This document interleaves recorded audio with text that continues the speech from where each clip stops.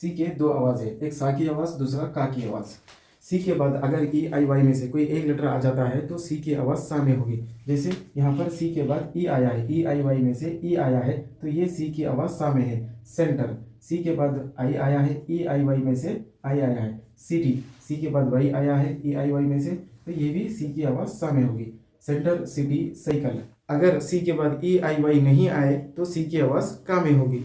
जैसे सी के बाद ई आई वाई नहीं आया, आर आया, तो ये सी की आवाज़ का में है। क्रिकेट, सी के बाद ओ आया, ई आई वाई नहीं आया, तो ये सी को हम का में पढ़ेंगे। कॉलोनी, सी के बाद ओ आया है, ई आई वाई नहीं आया, तो ये भी के में है। लेकिन सी के बाद ई आया है, देखो सी के बाद अगर ई आई वाई में से ई आ गया तो फिर ये सी की आवाज़ सा में होगी।